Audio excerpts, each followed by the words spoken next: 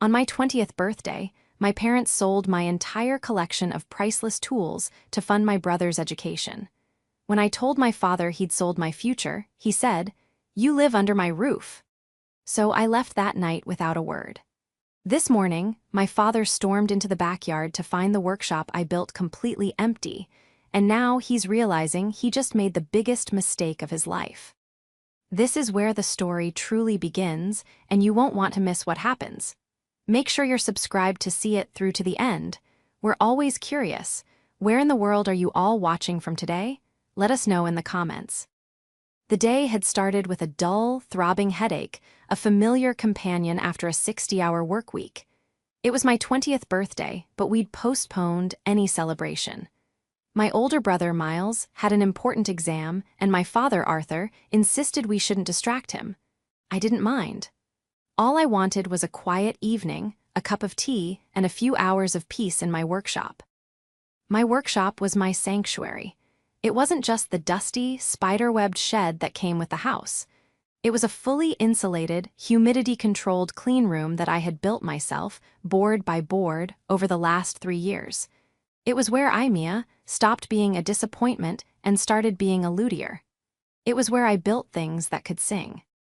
I pushed open the door, expecting the familiar, sweet scent of rosewood and spruce. Instead, I was met with silence and a faint smell of sawdust. The room was empty. My breath hitched. "No," I whispered, flicking on the overhead light. It was a sterile, fluorescent buzz over a vacant space. My German-made workbench gone, my humidity cabinet gone, my pegboard wall stripped bare. And the tools? My God, the tools. My hand-rubbed Japanese chisels, my specialized router jigs, my grandfather's irreplaceable 1950s spoke shaves, all of it gone. The entire space had been picked clean. A cold, sick feeling washed over me, far worse than the headache. I ran back into the house, my boots echoing on the hardwood floor. My parents, Arthur and Brenda, and my brother Miles were sitting at the dinner table, laughing about something on Miles's laptop. "Where are my tools?" The laughter stopped.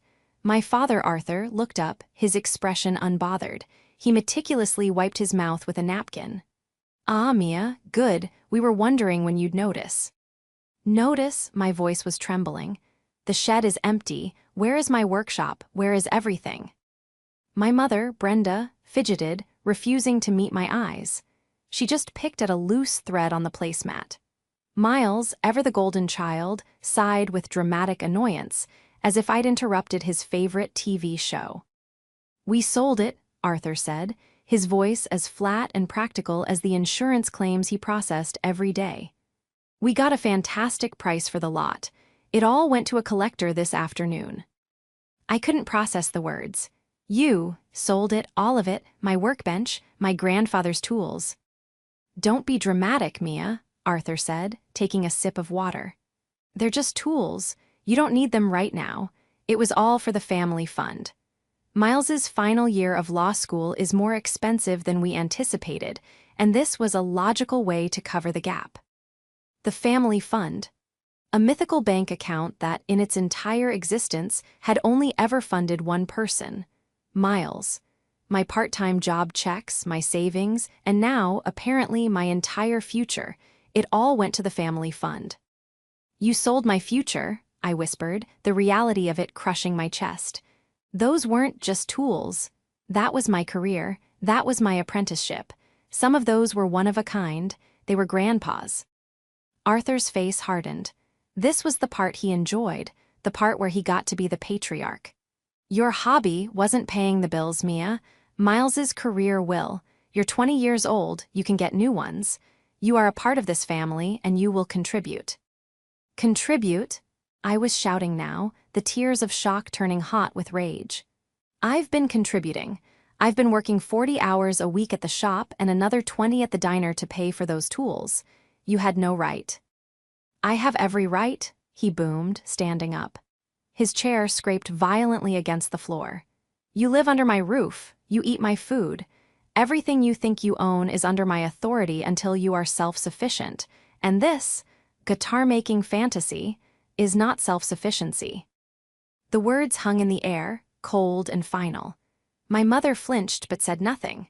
Miles just scrolled on his phone, pointedly ignoring the entire detonation of my life.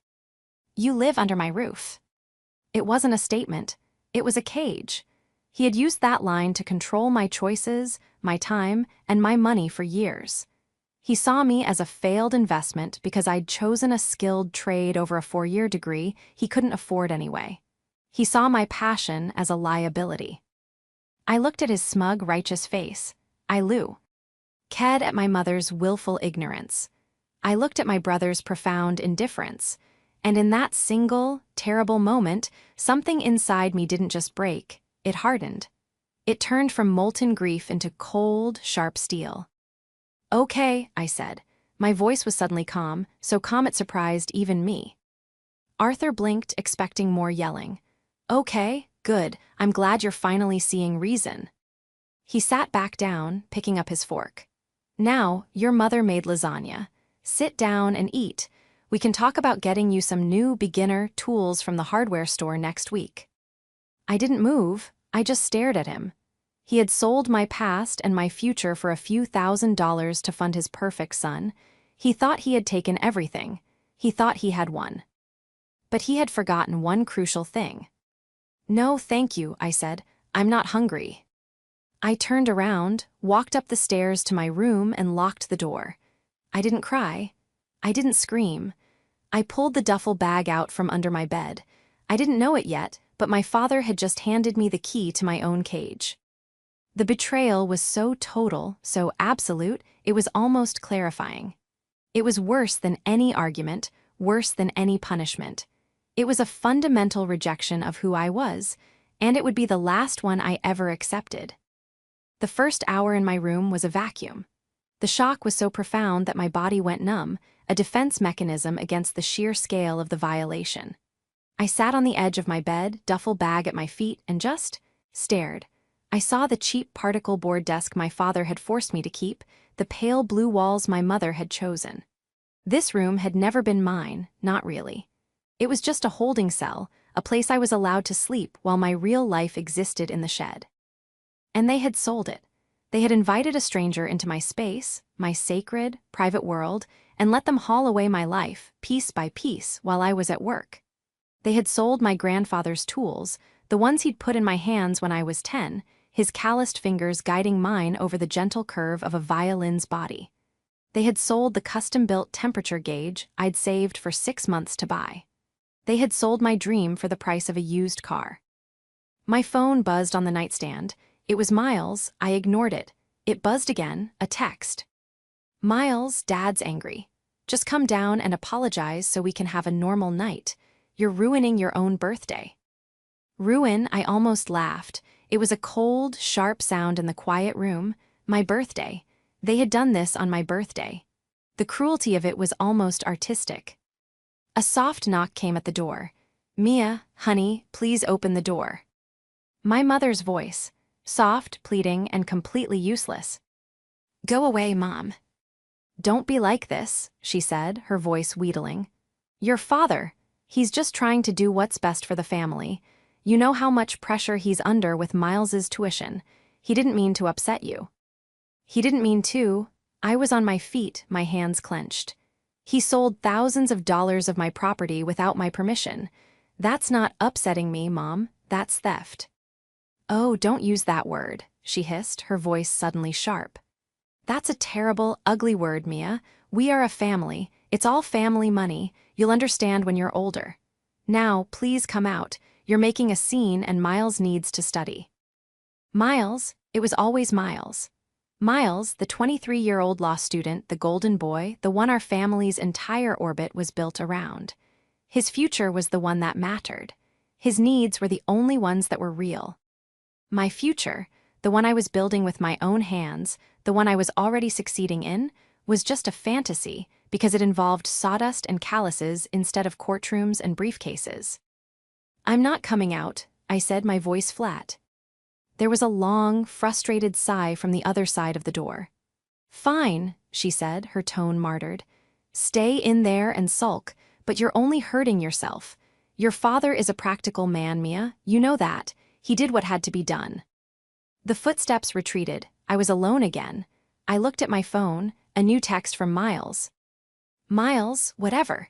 If you're going to be a baby, I'm going to the library. Don't ruin Dad's mood any more than you already have. I need him to consign a new loan. My blood ran cold. A new loan, so the sale of my tools wasn't even enough. It was just a drop in the bucket. They had burned my future for kindling, and they were already looking for the next forest to clear. I stood up and began to pack. Not with the frantic panic of an escape, but with the methodical precision of a planned demolition. I packed my clothes, my toiletries, the few books I owned, and the small tin box that held my birth certificate and passport. My father, Arthur, was a practical man. My mother, Brenda, was his enabler. My brother, Miles, was the black hole they fed. They were a closed system, and I was the only moving part they could liquidate. Arthur believed. Ed, he had taken everything of value. He had sold my tools, my benches, my machines. In his mind, the case was closed. He had converted a hobby into cash and solved his problem. But as I zipped the duffel bag, a slow, cold smile touched my lips. My father, the practical insurance adjuster, was an expert in assessing the value of things he could see. A car, a house, a box of tools. He saw the world in dollar signs and depreciation. But he was an amateur. He was sloppy. He'd gone into my workshop, taken the obvious, shiny things, and hadn't looked any deeper. He'd left the most valuable things behind. They had sold the tools, yes, but they had forgotten about the wood. They had forgotten about the massive, carefully curated stacks of rare tone wood I kept hidden in a false-bottom cabinet under the floorboards I'd installed. They didn't know the difference between a plank of pine and a 50-year-old, master-grade plank of Brazilian rosewood. They didn't know that the scraps I'd been currying for 5 years were worth more than all the tools combined. They'd forgotten what I was capable of building, and they had forgotten who I learned from. They'd forgotten about Patrick. I picked up my phone. It wasn't my brother or my mother I was going to call. I dialed the number of my mentor, the man who was more of a father to me than Arthur had ever been. Patrick, I said, my voice steady, I need your help, and I need your truck. My father just sold my tools. There was a pause, and then a low, dangerous voice on the other end. He what? I'm on my way. My father, Arthur, always said he respected hard work, but what he meant was a paycheck I understand. My passion for lutherie was, in his eyes, a whimsical waste of time. You get splinters, he'd say. I get quarterly bonuses. See the difference? He was an insurance adjuster, a man who spent his days assigning dollar values to other people's tragedies. He was practical to the point of being cruel, and he saw no return on investment in my chosen craft. My brother, Miles, was the opposite. He was Arthur's prize-winning racehorse. Miles was 23, enrolled in a prestigious law school, and possessed an effortless charm that made people want to give him things. The family fund was established the day he got his acceptance letter. From that moment on, the entire family's financial gravity shifted to orbit around him. My mother, Brenda, took on extra admin work from home, her fingers flying across a keyboard to pay for his textbooks. My father canceled his fishing trips and delayed repairs on the house, all to ensure Miles's tuition was paid on time. And I was the family's secret, secondary income stream. My journey into lutherie hadn't been a hobby, it was an inheritance. My grandfather, my mother's father, had been a luthier in the old country. He was a quiet, meticulous man who smelled of varnish and sawdust. When I was 10, he'd placed his smallest chisel in my hand and said, "The wood already knows what it wants to be, Mia. You just have to listen." He passed away 2 years later, leaving me his entire chest of tools. They were worn smooth by his hands, stained with 60 years of work. They were priceless. To my father, they were just old junk in a box. When I started my apprenticeship with Patrick, the most respected luthier in the state, Arthur was baffled. "You're going to be a shop girl for minimum wage when you could be getting a business degree." He didn't understand that the minimum wage was just the start. I worked 40 hours a week for Patrick, learning the art. Then, I'd go to a diner and work another 20, slinging hash to save up. Every dollar went into my future. I bought a second-hand lathe. I saved for a year to get a professional-grade bandsaw. I spent months building my workshop in the shed, insulating it, wiring it, and installing a complex humidity system to protect the delicate woods. My family saw none of this. They just saw the shed door close. When I'd come in, exhausted and covered in sawdust, my mother would sigh. "I just wish you'd spend more time with us, Mia.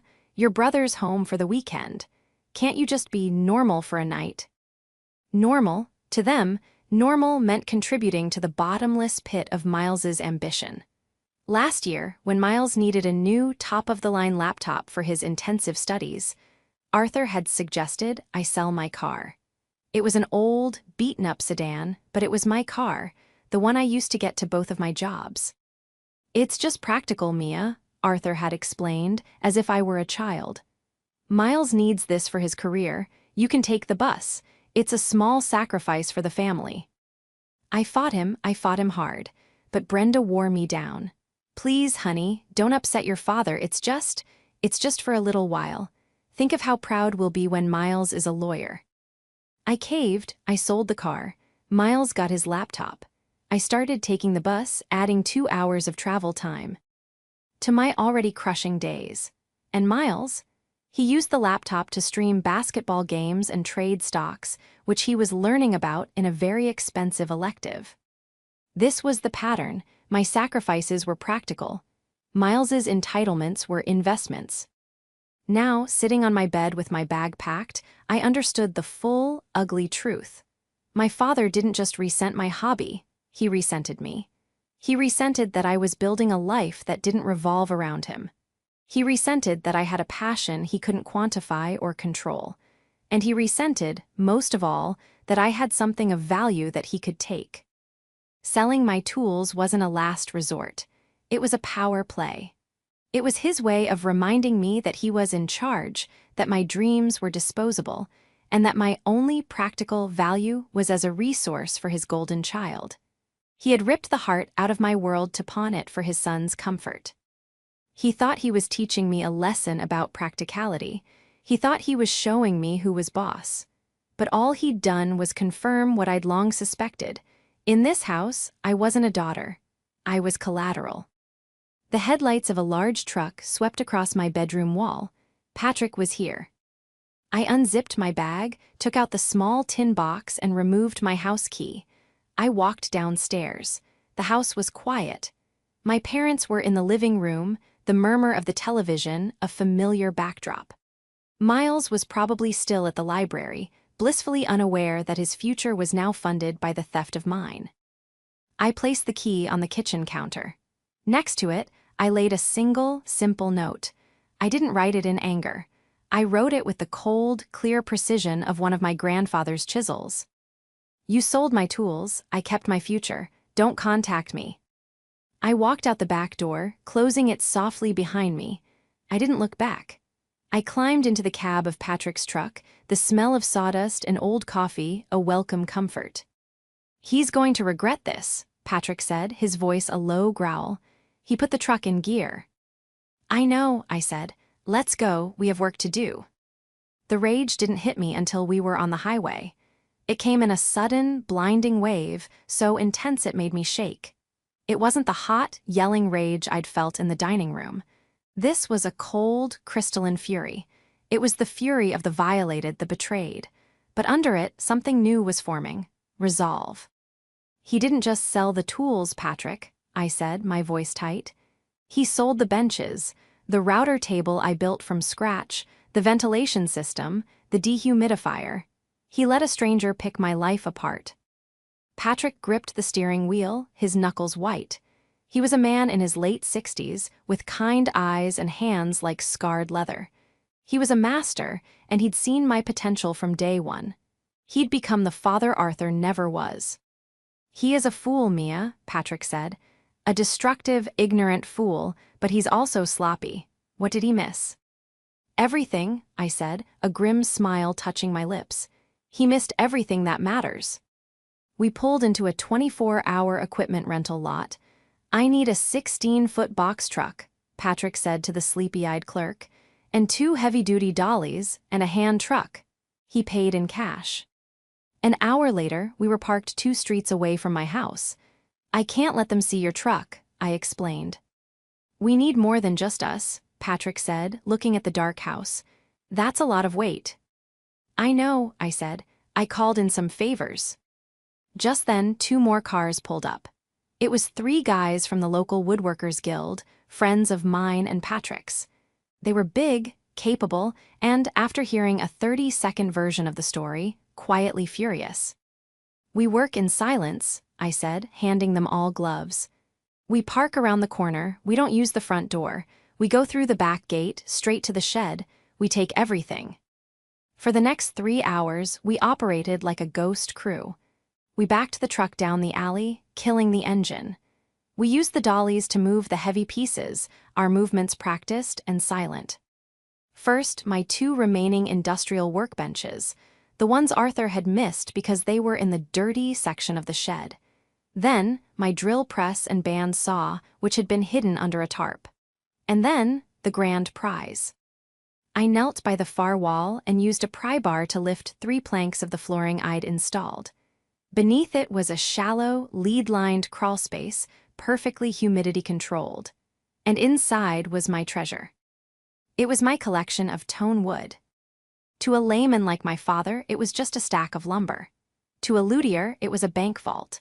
There were 30 sets of master-grade Sitka spruce, aged for 10 years. There were multiple billets of flamed maple, a dozen sets of Indian rosewood, and, in a special case, 3 sets of pre-ban Brazilian rosewood. That wood alone was worth more than Miles's tuition. I had been curing it, saving it for the day I would be skilled enough to use it. One by one, we passed the planks out, handling them with more care than most people handle crystal. We loaded them into the truck, stacking them with professional care. We took the shelves they'd been on. We took the insulation panels that were left over. We took my shop vac.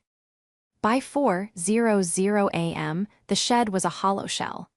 It was exactly as it had been when my parents moved in, an empty, useless box. We drove to Patrick's shop, a large, beautiful barn of a building 30 miles away. We unloaded everything into his spacious, secure storage area. When the last piece was in, the sun was just starting to tint the sky pink. The guys from the guild, true heroes, just nodded, accepted my whispered, tearful thanks, and drove off into the dawn. Patrick put a heavy hand on my shoulder. "You're safe here, Mia. There's an apartment above the shop. It's yours as long as you need it." "Thank you, Patrick," I whispered, the exhaustion and adrenaline finally catching up. "Now," he said, handing me a hot cup of coffee from a thermos, "let's find your tools." This was the clever trap. My father, Arthur, was an adjuster. He knew how to liquidate, but he wasn't a specialist. He didn't know the luthier community. It's a small, tight-knit world. There are only a handful of dealers in the tri-state area who would even know what those tools were, let alone have the money to buy them. At 8:00 a.m. sharp, Patrick and I sat in his office, a list of phone numbers between us. "You call the pawn shops," he said. "Ask for musical instrument tools. I'll call the dealers. I'll start with Henderson." Henderson's Fine Instruments was the biggest, most reputable dealer in the region. Mr. Henderson and Patrick had a 30-year history of friendly rivalry and mutual respect.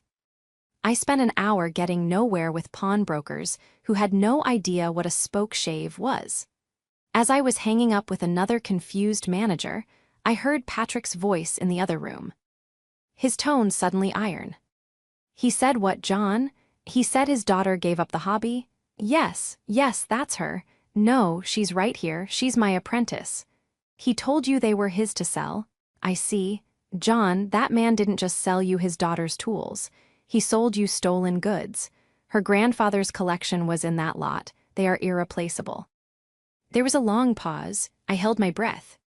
"I understand your position," Patrick said, his voice cold. "And you understand mine. That man, Arthur, has committed fraud.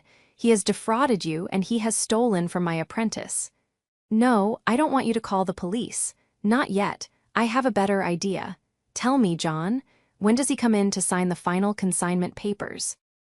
The morning exploded. I was in the apartment above Patrick's shop, which was quickly becoming my new home. It was small, but the entire place smelled like aged wood and varnish, a scent that felt safer than any place I'd ever lived. My phone, which I'd left on silent, was lit up like a Christmas tree. 15 missed calls from Mother, 8 from Arthur, a stream of increasingly hysterical texts from Miles. Miles, 7:30 a.m., where are you? Mom's having a panic attack. Miles, 7:45 a.m., seriously, Mia, this isn't funny. Dad just went to the shed. He's calling the police. You'd better get back here and return his stuff. Miles, 7:46 a.m., his stuff MIA, THATS theft. Miles, 8:15 a.m., Mom is in tears. You've really done it this time. You are the most selfish person I have ever met. Dad is driving to your little shop to talk to your boss. The last one made my blood run cold. I ran downstairs. Patrick, my father is on his way here. Patrick was on the phone, a grim look on his face. He held up a hand, silencing me. John, he's on his way to my shop right now. He thinks Mia is here. Perfect. Let him come. It saves us a trip. No, just stay where you are. I'll handle this. He hung up and looked at me. John Henderson is on his way. He's not happy. It seems your father not only sold him your tools, but he also sold him my Festool sander that you'd borrowed. He committed fraud against a man who buys and sells businesses for a living. Your father is a spectacular moron. At that moment, a car screeched to a halt in the gravel driveway. My father's gray sedan. Arthur stormed out of the car, his face a mask of purple rage. He marched toward the shop, saw me standing in the doorway, and pointed a finger. You, he roared. You think this is a joke. You think you can steal from me. I am pressing charges, Mia. You emptied my shed. That is theft of my property. Patrick stepped out from behind me, wiping his hands on a rag. He was a good foot taller than my father and built like the oak trees he worked with. Arthur, I presume, Patrick said, his voice a calm, deep rumble. My father faltered, his bravado shrinking in the face of this imposing stranger. Who are you? I'm Patrick, he said, Mia's mentor, and you are on my property, yelling at my apprentice. You need to lower your voice. I will not, Arthur sputtered, regaining a fraction of his courage. She stole my lumber, my workbenches. I am here to get them back. Your lumber? I asked, stepping forward. My voice was ice. You mean the 50-year-old Brazilian rosewood sets, or the master-grade Sitka spruce? Tell me, Dad, what exactly did you plan to do with them? Build a birdhouse. Arthur's face went blank. He had no idea what I was talking about. It's wood. It was in my shed. It was in my workshop, I corrected him. The one I built with my own money. The wood I purchased with my own paychecks. You don't get to sell my future and keep my inventory. He was losing control, his narrative collapsing. You live under my roof. That makes it my property. That's the law. Is it? A new voice cut through the tension. A black Mercedes had pulled silently into the driveway. A man in a sharply tailored suit stepped out. This was John Henderson. He looked calm, collected, and absolutely lethal. Mr. Arthur? Henderson asked, though it wasn't a question. Yes, my father said, puffing up his chest, sensing a potential ally. This girl, my daughter, she stole. Mr. Arthur, Henderson interrupted, his voice like silk-wrapped steel. My name is John Henderson. You visited my showroom yesterday. You sold me a collection of luthier tools. A flicker of panic crossed Arthur's face. This was not going as planned. I did. A fine collection. My daughter's, as I said, she gave up the hobby.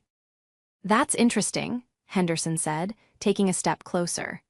Because Mia here is one of the most promising apprentices in the state, and her boss, Patrick, is my oldest friend. What's also interesting is that the collection you sold me contained several heirloom tools that belonged to Mia's grandfather, which she can prove. And it also contained a $1,200 sander that belongs to Patrick, which he can also prove. Arthur turned a shade of pale gray. You lied to me, Mr. Arthur, Henderson said, his voice dangerously pleasant. You came into my place of business and you sold me stolen goods. That is fraud. That is a felony. My father's first instinct was to lash out, not at Henderson but at me. You set me up," he shrieked, pointing at me. "This is your fault. You're trying to ruin me." "You did a fine job of that yourself," Patrick said, crossing his arms. I'll give the money back," Arthur stammered, looking at Henderson. "It's a misunderstanding, a family matter." "We are long past misunderstanding," Henderson said. "I paid you $25,000 for that collection, which I've now discovered is worth nearly twice that, meaning you are as stupid as you are criminal. But I'm not a man who likes complications. I want my $25,000 back. Now." "Now I can't," Arthur said, his eyes wide. "It's in the family fund, it's for my son's tuition, it's already allocated." "That sounds," Henderson said, pulling out his phone, "like a you problem. I, on the other hand, am about to have a calling the police solution."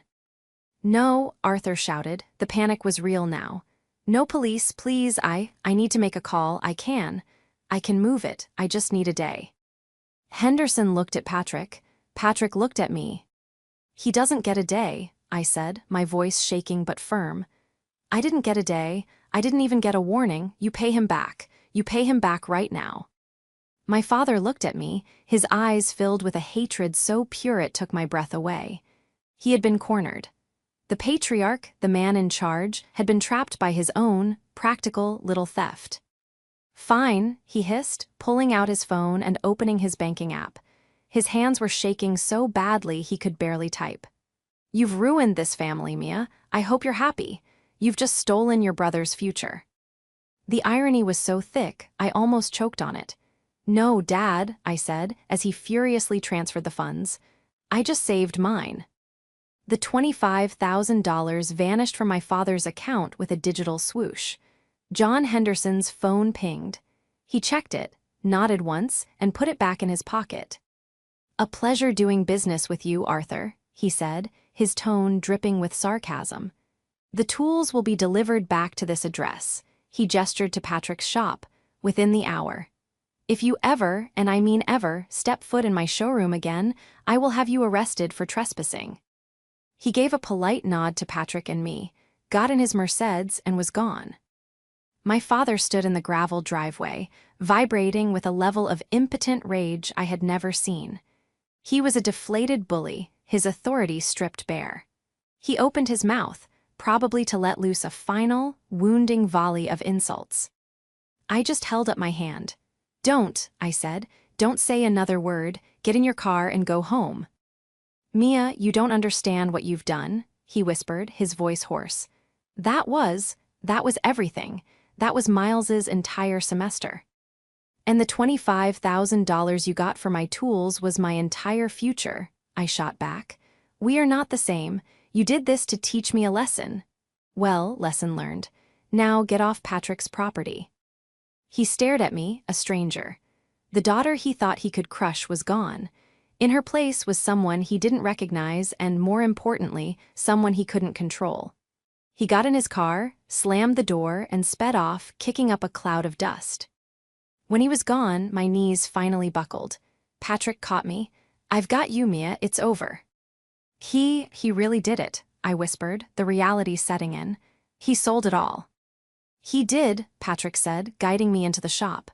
"But we're getting it back, and more importantly, you are free." The rest of the day was a blur. The delivery truck from Henderson's arrived. My tools, my benches, my grandfather's precious wooden case. It was all there. I spent hours just touching them, taking inventory, tears of relief streaming down my face. Nothing was broken. Nothing was missing. But the real fallout was just beginning. My phone, which had been quiet during the confrontation, erupted. This time, it wasn't my mother. It was Miles. I answered, putting it on speaker. "What did you do?" he roared, his voice cracking with panic. "What did you do, MIA?" "I got my tools back, Miles," I said calmly, polishing a chisel. "My tuition, the payment was declined. The entire family fund is empty. Dad said you tricked him, you had him arrested." "I didn't have him arrested, though I could have," I said. "He was forced to return the money he stole from me. He sold my property to a legitimate dealer under false pretenses. That's called fraud, Miles. You're a law student, you should know that. But that was my money, he sputtered. That was for my future. You've ruined me. I'm going to be kicked out. All for your stupid guitars. There it was, the entitlement, raw and exposed. The belief that his future was the only one that mattered, that mine was just a hobby that could be liquidated for his convenience. My stupid guitars are my life, Miles, I said, my voice hardening. A life I've been building while you've been coasting. You want a future? Go get a job. I've had 2 of them since I was 16. You can start by selling that laptop I paid for. He was speechless. The idea of him working was so foreign, so offensive, it had short-circuited his brain. Goodbye, Miles, I said. Mia, wait, don't hang up, you have to fix this. Talk to Dad, tell him to sell something else, sell your wood, that's worth money, right? Dad said you stole all his lumber. I hung up, I blocked his number. Then I blocked my mother's, and finally I blocked my father's. The silence in the workshop was absolute. It was just me, my tools, and the scent of wood. But the fight wasn't quite over. That evening, as Patrick and I were closing up, my mother's car pulled into the driveway. She got out, looking frail and terrified. I met her at the door, blocking her entrance. Mia, please, she begged, her eyes red from crying. You have to come home, your father. He's a broken man. Miles is, he's beside himself. He's locked in his room. This is tearing us apart. It's not this that's tearing you apart, Mom, I said, my heart aching with a sadness that was deeper than anger. It's been torn for years. I just stopped letting you all stitch it back together with pieces of me. But he's your father, she cried, as if that explained everything. He loves you, he just makes mistakes. He's practical, that's all. He didn't understand. He didn't want to understand, I said. He understood that I had something of value and he took it. And you stood by and let him. You told me to be nice and not make a scene while he was selling my grandfather's legacy. I didn't know, she whispered. You didn't ask, I corrected her. You never asked. You just told me to be quiet and think of Miles. I'm done thinking of Miles. I'm done being quiet. What are we going to do? She wept. Miles's school, your father, he's so ashamed, he can't face anyone. That's not my problem anymore, Mom, I said. It was the hardest sentence I'd ever spoken. You all need to figure out how to live without me as your emergency fund. I'm sure Miles will make a great lawyer if he can figure out how to pay for it. Maybe Dad can sell his golf clubs. She flinched as if I'd struck her. That apparently was a line too far. You've changed, Mia, she said, her voice turning cold. You've become hard. No, Mom, I said, looking her straight in the eye. I'm not hard, I'm just finally finished. Goodbye. I closed the door to the workshop, turned the deadbolt, and walked away, leaving her alone in the driveway. A week passed. It was the most peaceful week of my life. I moved my things into the apartment above the shop. Patrick, seeing my drive and my renewed focus, officially promoted me from apprentice to junior luthier, with a matching raise. For the first time, I was breathing air that wasn't thick with resentment and obligation. My family, however, was imploding. I knew this because Patrick had a friend who was a member of my parents' golf club. The gossip was apparently spectacular. Arthur hadn't been seen at the club in days. Miles, it was rumored, had been forced to drop out of law school for the semester and was, to the horror of the entire community, working as a barista. The family fund was not just empty, it was overdrawn. The $25,000 I'd forced Arthur to return was, it turned out, the last of their liquid savings. The sale of my tools had been an act of pure desperation, a final, unethical cash grab to keep the perfect family illusion afloat. I felt a pang of something, not guilt but a deep, hollow sadness. They had destroyed themselves. The climax didn't happen in a public showdown. It was something far quieter and, in its own way, far more devastating. It was a Saturday. I was in the shop, sketching out a new guitar design, finally using the Brazilian rosewood I had guarded for so long. The front bell jingled. I looked up and my heart stopped. It was Miles. He looked terrible. His expensive, styled hair was a mess. He was wearing his new barista uniform, a sickly green polo shirt with a coffee stain on the collar. He looked tired and, for the first time in his life, small. "Mia," he said. He didn't sound angry, he just sounded empty. "Miles," I said, setting my pencil down, "you shouldn't be here." "I know. Patrick let me in, he's outside." He looked around the workshop, at the rows of tools hanging neatly on the walls, at the beautiful instruments in various states of completion. This is really amazing." "It's my life's work," I said simply. He nodded, running a hand through his hair. I didn't get it, I don't know what I thought. I just knew that I had a path and you were just here." "I was never just here, Miles," I said. "I was working, harder than you most days." "I see that now," he said. He looked down at his own hands, soft and unmarked, then at mine, which were covered in calluses and small nicks. I'm sorry, Mia." I stared at him. I had been prepared for more yelling, for more demands, for more entitlement. I had never, in 20 years, been prepared for an apology. "I'm sorry," he said again, and this time his voice broke. "I was an idiot. I was a spoiled, entitled idiot. I just took, and I never even saw what you were giving up. I never saw you."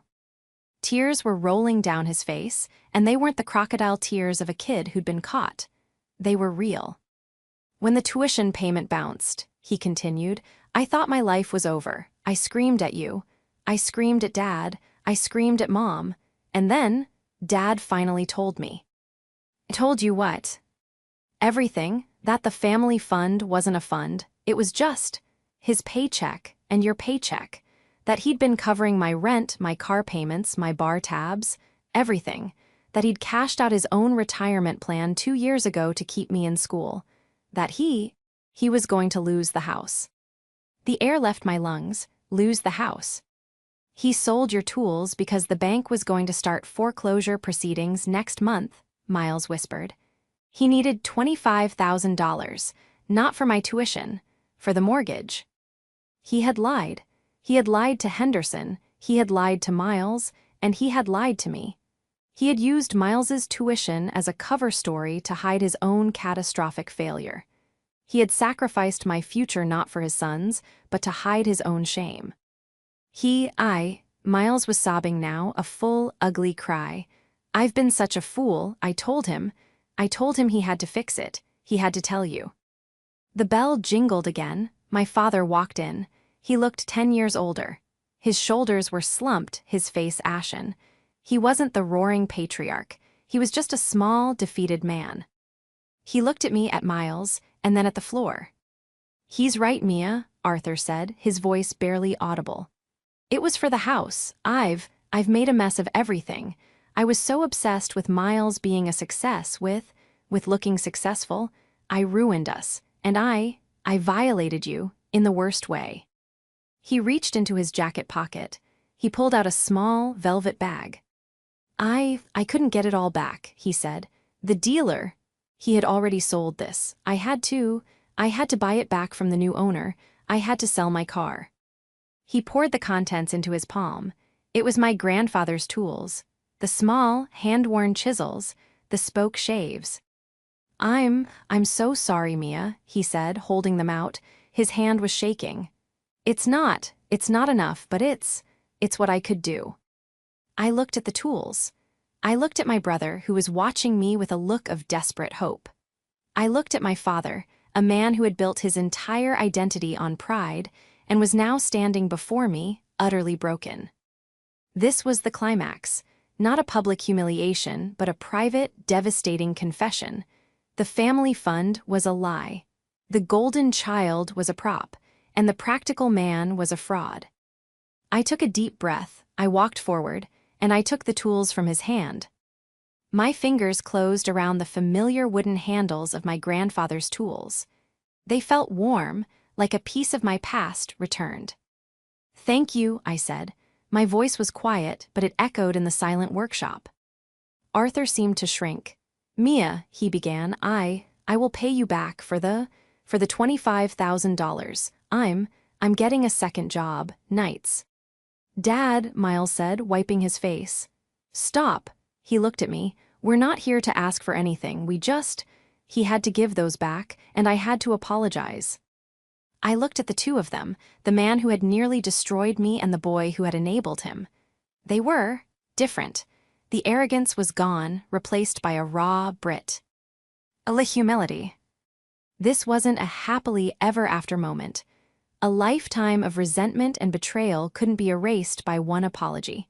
The trust was not just broken, it was pulverized.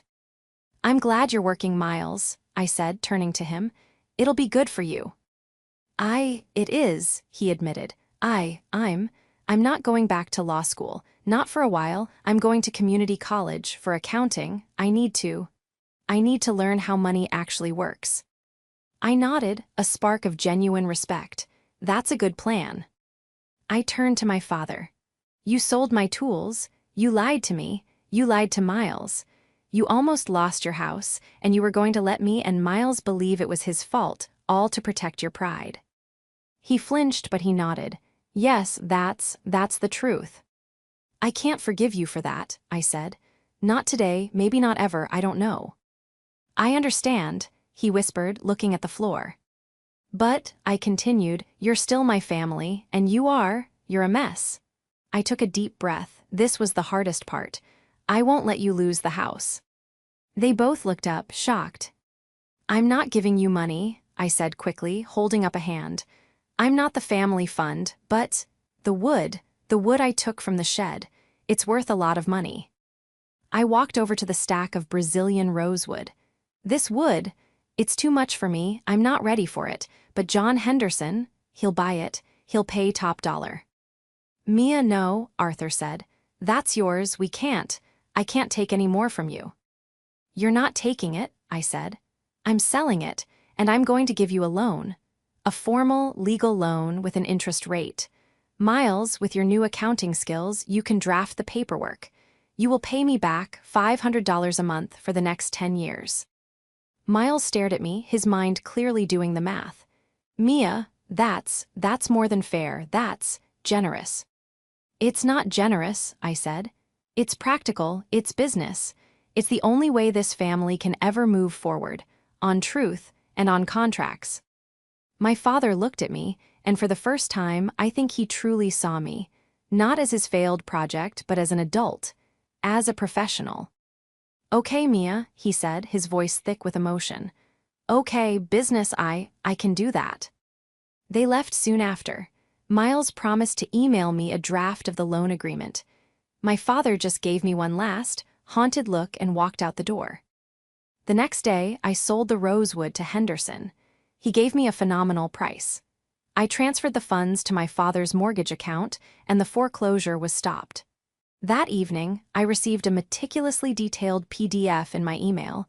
Loan agreement, A last name and M last name. It wasn't a reconciliation, not a full one. I didn't go back for Sunday dinners. I didn't call my mother and pretend things were normal. But it was a start. Miles and I started texting, not about the past, but about his accounting classes. My father sent me a single text a month later. Payment sent. Thank you. My life was at Patrick's shop now. I had my own apartment, my own work, my own future. My tools were back where they belonged, and my grandfather's chisels felt perfect in my hand. I was building a guitar, my first official commission as a junior luthier. It was made of flamed maple and spruce, and I knew, as I ran my hand over the smooth, sanded curve, that it was going to sing. I had lost the illusion of the perfect family, but I had gained something so much more valuable. I had gained myself.